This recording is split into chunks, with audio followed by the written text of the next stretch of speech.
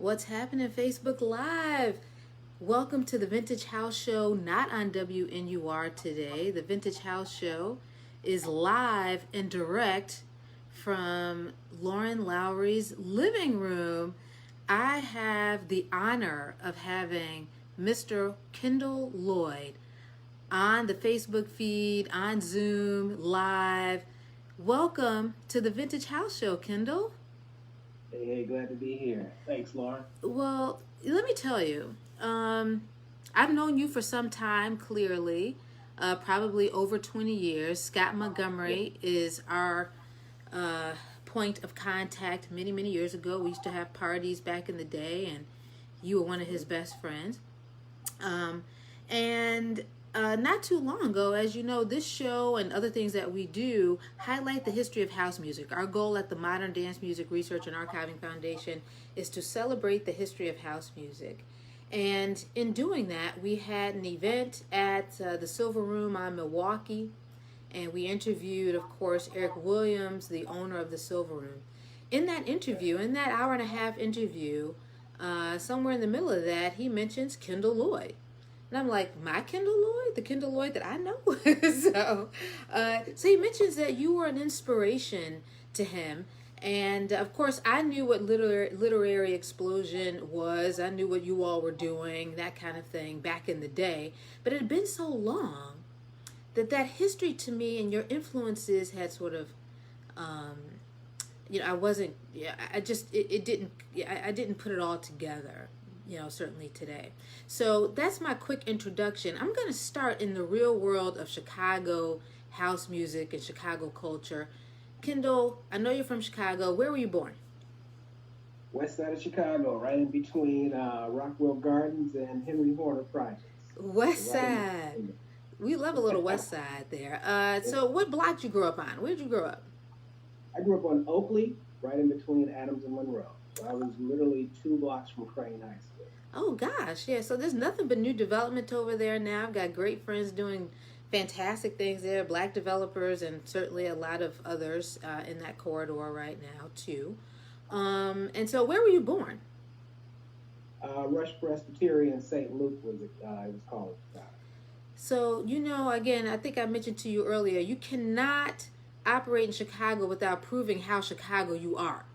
And these days, you got to go back to where you were born. Otherwise, people still, they don't know. If you went to high school somewhere, they're like, we're not sure. We still don't know. We got to go back to that. So you're a true Chicagoan, true West Sider. Where'd you go to high school? Yeah. Went to Whitney Young for high school. We like Whitney Young. Yay, Whitney Okay, and so what year did you come out of Whitney Young? I graduated in 85, class 85. 1985. What'd you do after Whitney Young? So after Whitney Young, I actually sort of spent some time in the business world. I came up in my family's business. We had clothing stores in the Chatham area.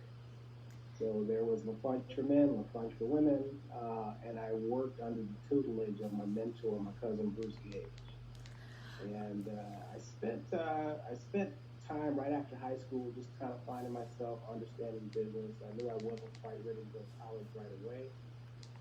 So I postponed that and just jumped fully on into my family's business. Wow, so you're a businessman, and what are you, 18 years old? Because you had a family history of that. That's kind of cool. Well, I was very fortunate. Like I said, my cousin Bruce, he was my mentor. He would, for example, he'd come pick me up. We'd drive around and look at real estate. We just look at buildings and talk about what could be. We had a lot of race folks in our family. So we talked a lot about black business, the need for black business, how important it was to create your own footprint. So coming up through that sort of mentality, it was a natural fit. It just made perfect sense. Well, that is awesome. So talk to me quickly about, so you're working in sort of the clothing world. What happened that made you think that a bookstore is something that was needed or you wanted to do at that time? Sure. No, great question. It's an interesting gumbo of how this all came together. So while working in Chatham for my family's business, I kind of wanted wanted to expand, on what I knew. So I spent some time there, and I actually went to work after that for Hakeem Mahabuti's organization, Third World Press. Interesting. And that's where I fell in love with, not only books, but began to understand the publishing industry, beginning to understand the impact of not only owning your own business, but being able to be a positive influence for your people. So that had a huge impact on me. And it kind of shaped my next step was once I left there, I went to work for Afrocentric Books, where Desiree ran a very successful bookstore downtown for many years. Gotcha. And from there, I actually went to work for her husband, where he actually was a book distributor. So moving up the chain to where actually understanding the distribution industry of books, and specifically Black books. And what he would do in addition to my weekly salary was give me opportunities to do book vending. So he would consign me, a certain amount of books and say, okay, basically this is the percentage that you can keep of what you sell. And very quickly, I discovered that I could actually make more money vending books than what I was making with him on a weekly basis. And he figured that out as well. But I was always very good at finding opportunities to do vending, set up tables, and I would always have like something else going on in the background, whether it be good music or I'd have somebody around me doing something else. And we would kind of create this energy in a space that would draw people, and we would do very well consistently. So that's kind of like the segue to how I got into the book business. Thank you. That's extremely helpful to hear. So I'm going to go back a little bit. So you started working for Haki. What year was that? What years were they? Oh, that had to be early 90s. So maybe like 91, 92, right in there. And he had just opened up Institute of Positive Education. So they had just bought a building, and because they had a school as well. So, I mean, he to me was really, really making a positive impact. This was somebody that I didn't really understand who he was until I was able to step back and really see his global presence and be like, wow, we got somebody like that right here in Chicago in Chatham, and through him, I met people like Sekou, who was a writer and publisher as well, the owner of Frontline Books. So these are men that were shaping who I was going to be, unbeknownst to me. And it was just really just a perfect time to be in that space. I mean, because around now you're starting to see Spike Lee come out with what he's doing. There's a real movement coming where it's kind of just like awareness and understanding. And so I'm in this book world, and at the same time I'm in this club world, right? So it's like my worlds are kind of starting to collide at this point, because I'm finding myself at the music box, listening to Ron. I'm finding myself at the playground. I'm finding myself at the, Sawyer's, coming from Whitney Young. You got the whole Blue Gargoyle thing. So I'm hanging out with the Hyde Park kids. So, all of that, just years and years of culmination just kind of presented itself as Lit X. So this is shaping you into a Black scholar, a bibliophile, a house head. That's a real Chicago story right there. That's very Chicago. But I'm going to go back again. So you work for Haki in the 90s. Then you work for Afrocentric Books. You meet Sekou, who's got Frontline Books. Is Sekou still around? Oh, yeah. He's still over in the Hyde Park area. He and Eric actually are in the same neighborhood. Oh, so, interesting. Yeah, what's Sekou's full name? Sekou Tafari, I want to say is his last name. Okay. And where was Frontline Books? Frontline at the time was in the Chatham area. It was right there on like 79th and Cottage. And he moved over to the Hyde Park space over there in Harper Court. It's quite a few years at this point now. But his timing was perfect. So he's got a great product and a great heart. I mean, he's the type of person that anything you need, any advice, any information, anything, Sekou's always been there for me. So just to, again, when you're meeting folks like that are global, these are people that travel the world, that they're well known, but you walk by them every day and you don't know what treasures you have right in your backyard. And that's kind of Chicago to me. We've got a lot of really heavy hitting people that you don't necessarily always know who they are or how impactful they are until you actually get a chance to step back and see, like being here in Atlanta, for example. You really start to see some of the weight that these people carry that you just, see every day. Right. Like, wow, okay, I actually know that person. I actually spend time with that person. I mean, a lot of the people that you have on your show, you've got people that in the music world are just massive. You know what I mean? But when you see them, it's like, hey, how you doing? You just dap up and you keep moving because Chicago people don't have those type of egos. We're not LA, we're not New York. It's just people are people here. I am looking in my living room all day is a picture, probably 1960s picture of hockey with major scholars. Joseph Ben-Yakinen, Neely Fuller. There's a few. I'll grab that in a little bit and show that to you. So hockey is that's a great way to learn for sure. There's a lot of great people. One of my favorite people is Parnisha Jones, the editor an editor at Northwestern University Press. She started her career Chicago State to hockey, to Third World Press. So and she's got National Book Award, poets in her arsenal. Yeah, he actually published most of Gwendolyn Brooks's works. Yeah.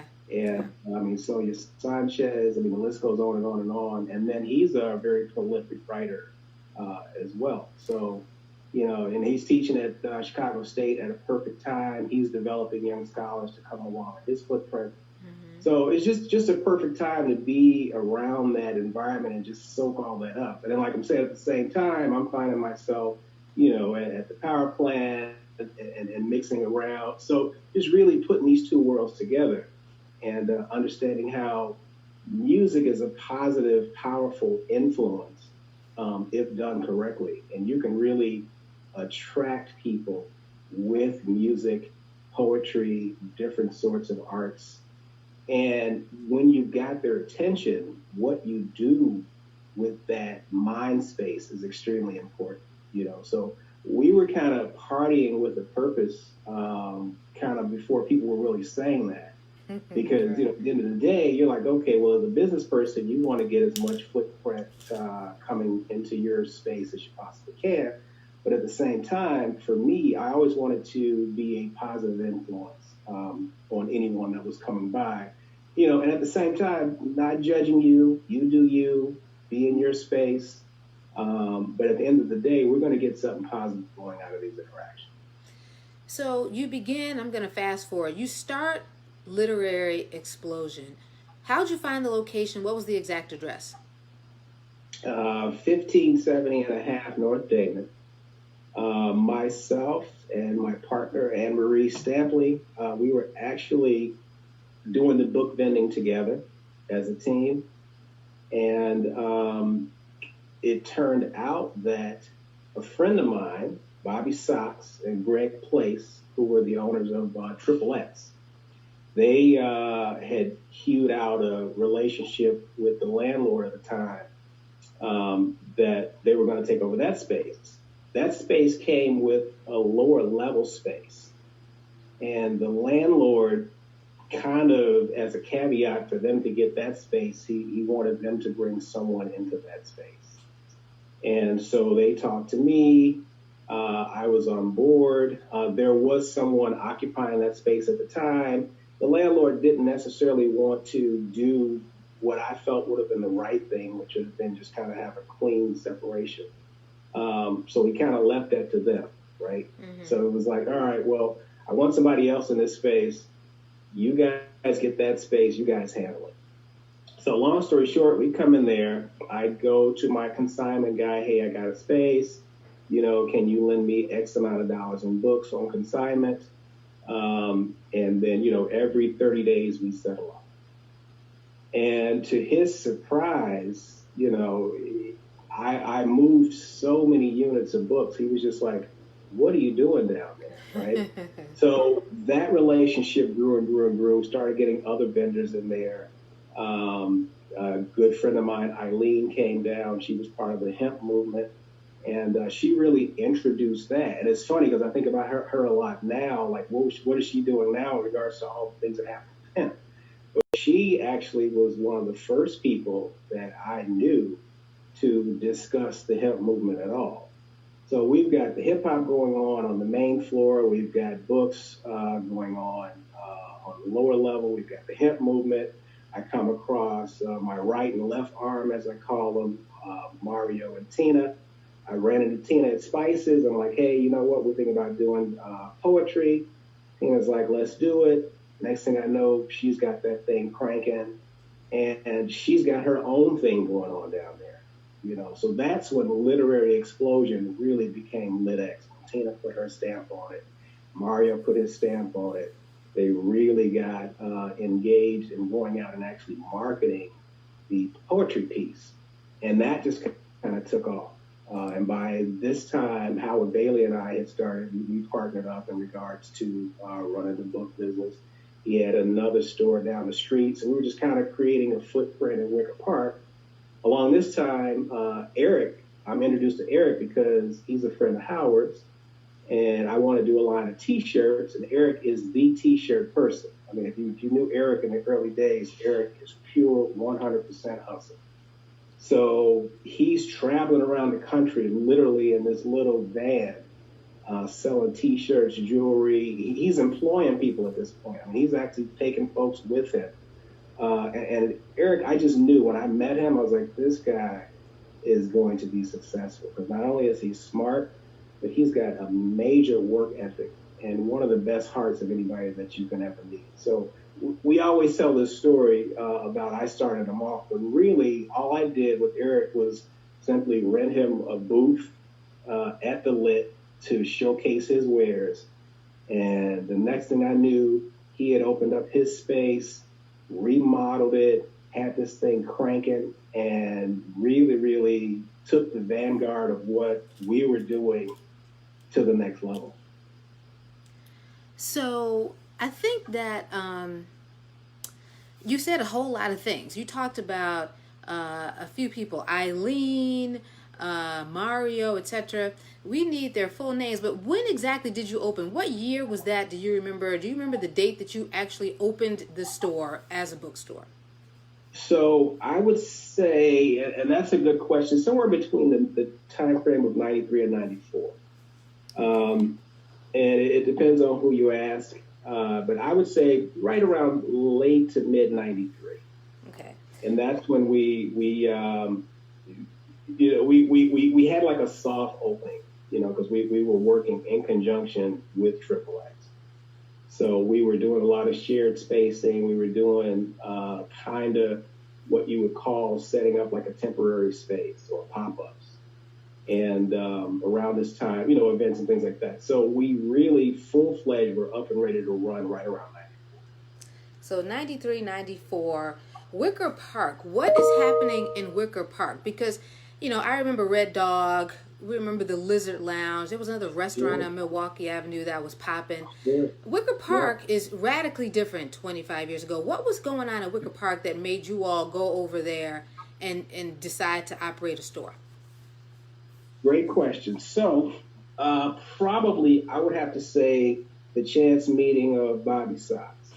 So Bobby's club kid, just like myself, very entrepreneurial, and just one of the people that I happened to run into in the Wicker Park area. Now, you have to keep in mind, at this point, Wicker Park is basically full of creatives, but in the early days of most communities where you have creatives, you're usually going to be dealing with a different element. So in this instance, you're dealing with, prostitutes, there's gang banging going on there. It's not really a community that you want to bring your kids into. It's very seedy, it's very edgy, but at the same time, it's like super cool, like real cutting edge. And some of the relationships that I form with the people over there are just lifelong, and any chance I could introduce anybody that I felt could really appreciate that sort of environment, I'd invite them over. Hey, you know what? Let's come over here and hang out. I had a favorite bar over there called the Rainbow, where I would go. And the Rainbow was super duper, a dive bar before that term. And you go in there, drinks were really inexpensive. But at the end of the night, there was this cool DJ named Kenny Ball.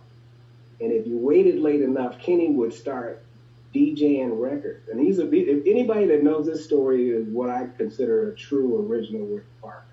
Because Kenny would start DJing and they would actually kind of go after hours if you were in there late enough. And if he was in the mood. And around this time, you had the Hot House, and that was, the AACM doing the jazz over there. It was just a movement. And it was one of those things where it was so genuine, where once you came, you were just like, man, this is where I'm at. And I like the fact that it was a very neutral space, right? So for me, I'm a type of person, I like all different types of people. So you're talking about everything from rich kids from Columbia, Art Institute.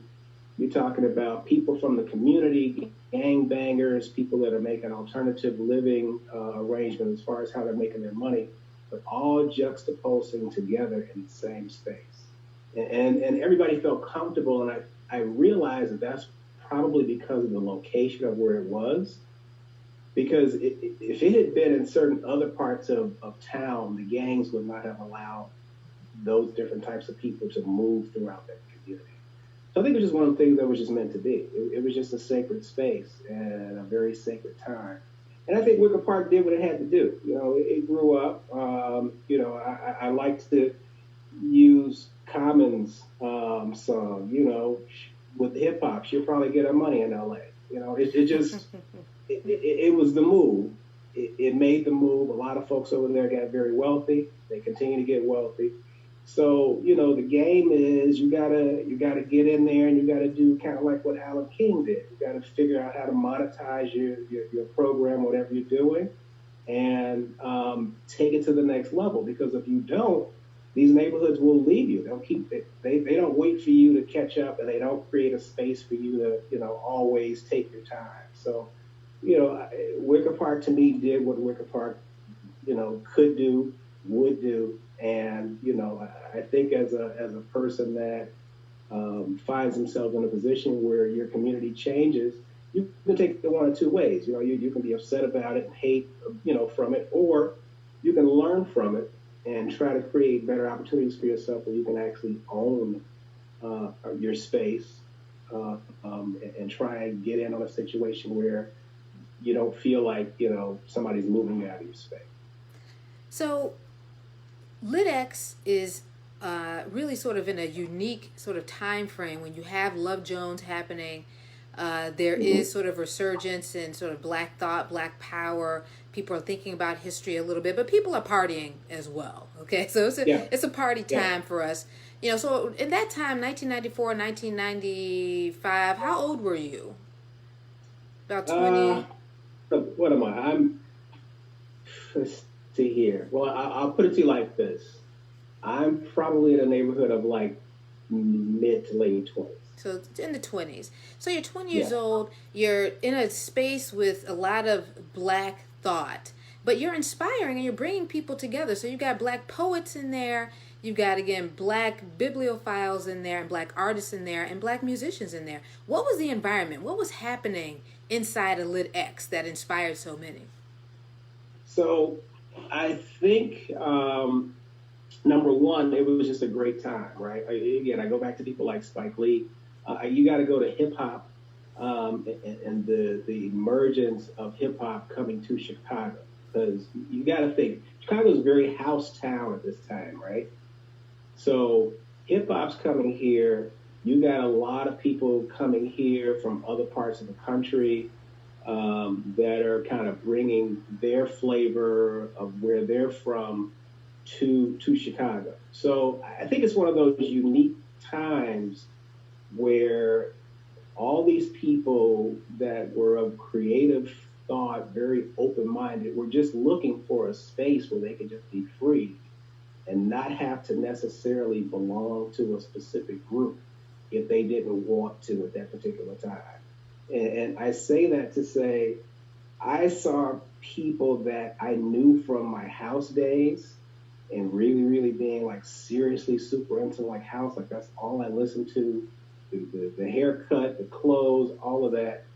But if you came to the lit, I'm gonna hit you with some reggae. I'm gonna hit you with some hip hop. I'm gonna make you uncomfortable with some jungle. I'm gonna throw a little bit of salsa at you, and I'm just gonna kind of sit back and trip on what your responses are. Because for me, that was the fun of it. Like I would love to see people that were like super duper Afrocentric. Like, man, I'm this, I'm that, I'm black, and I'm like, you know what? All right, cool. We're gonna have a featured poet, and that person would be somebody totally opposite of this person. And I'm sitting back and seeing them vibe, right? So I'm seeing this like super duper, like really stressed anger in the beginning of these pieces, right? Once the end of the night, I'm excited about the fact that these two people are now involved in very deep conversation about something. So here's an opportunity for a person that probably would have never met this person under normal circumstances. But you come here to this space. This is a safe space where you can put down your colors and say, you know, based on what you said, that made sense to me. Or based on what you said, that didn't make sense to me. However, maybe you can explain it to me a different way. So when I see exchanges like that, I realize, you know what, my job is done. I've done what I need. And I try to do that as much as I possibly could in that space. Just be inspiring, just inspire somebody to go out, do something different. I mean, I'm always excited when I look at the vanguard of people that have come through there.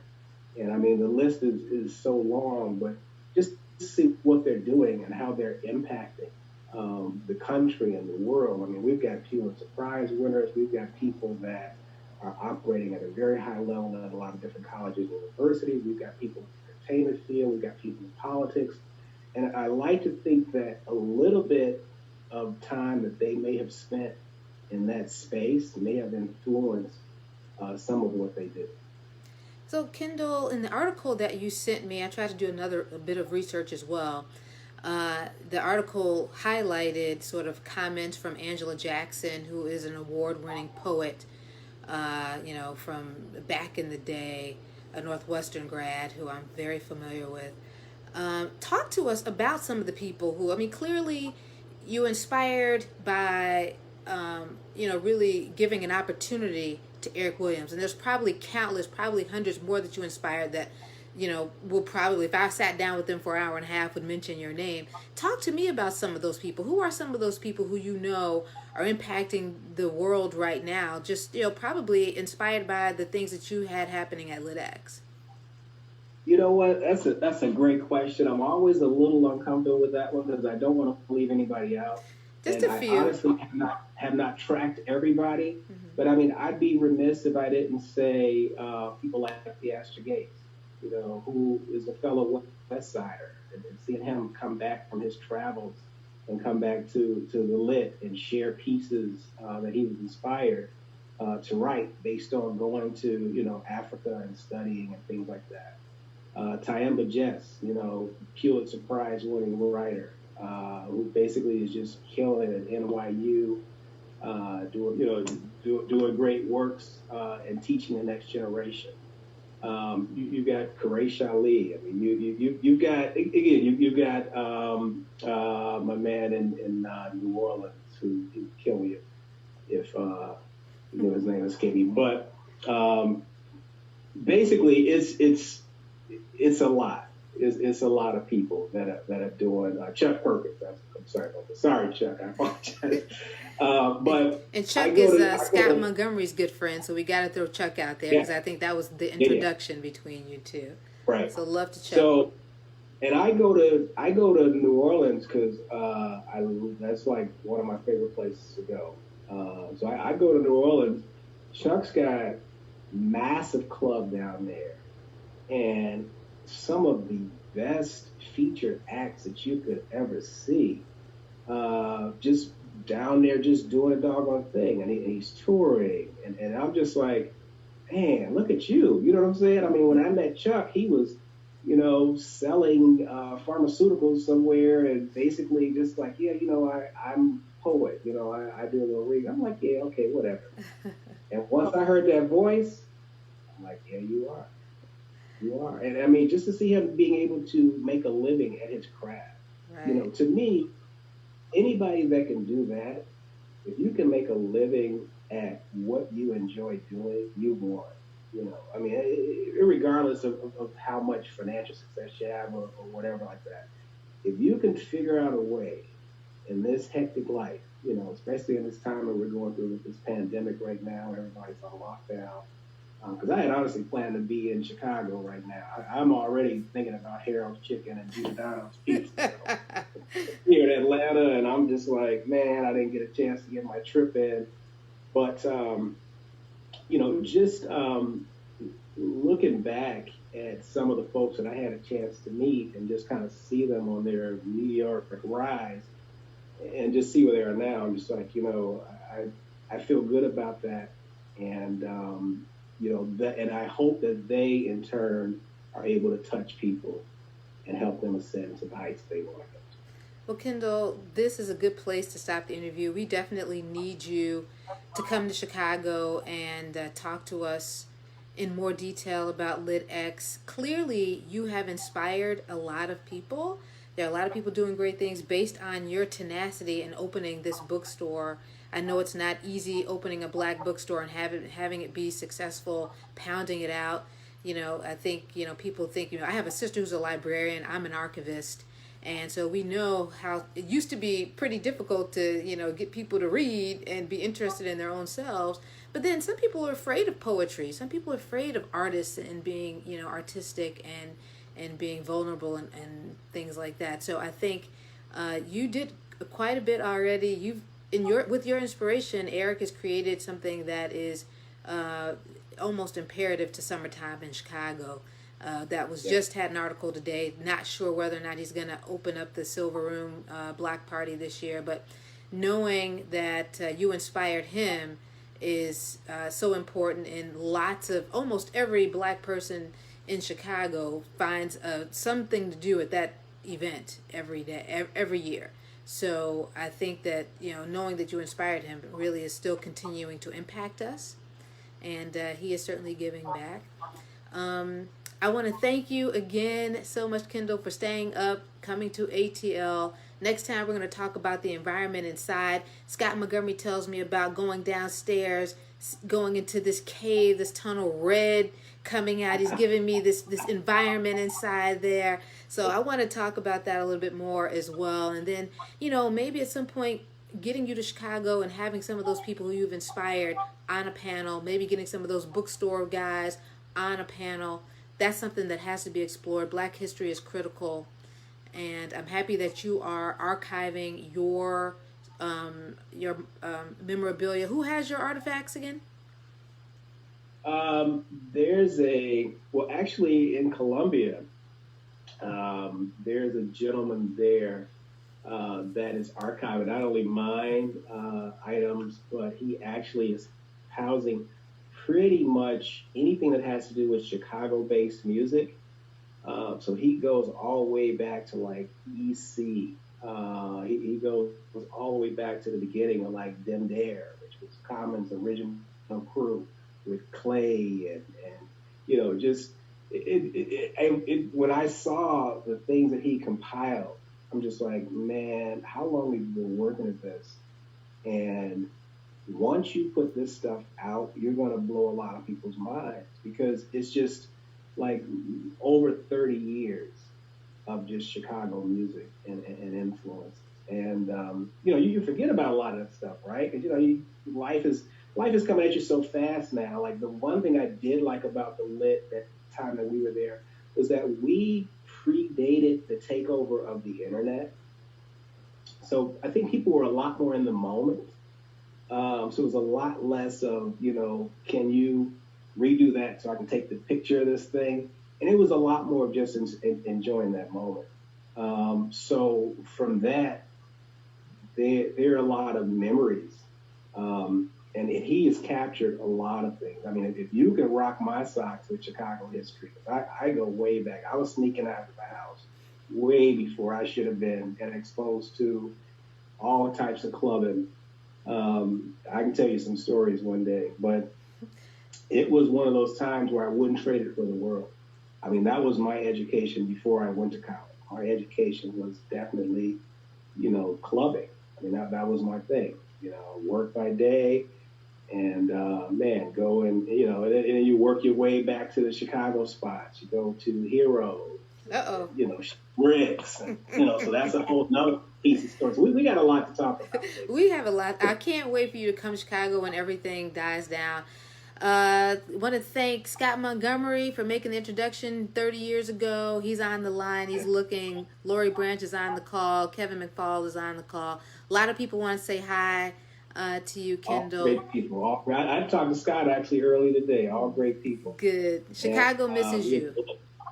Lori and I, we go way back. I mean, McFall, I was on his block. His neighbor across the street moved away. He's out in California now, but we spent several summers together, so all good people. But I appreciate you for keeping this going. And as I look at the lineup of folks that you've worked with and given a chance to speak their piece, God bless you. Awesome job you're doing. Keep that up, because that is very, very important. Thank you so much. I appreciate you. Thanks for saying that as well. I do want to tell my co-host that I determined that this is our 5th year anniversary starting in April. We're going to do some celebrations. You see the backdrop behind me compiling a lot of our shows. You're going to see more of that in April. Even during the pandemic, we're going to celebrate and preserve house music. Thanks again, Kendell. Love you. Have a good night. Well, you too. Bye-bye. Bye. Tell wife hi. I will. And be safe. Yep, you too. Bye. Bye, everybody.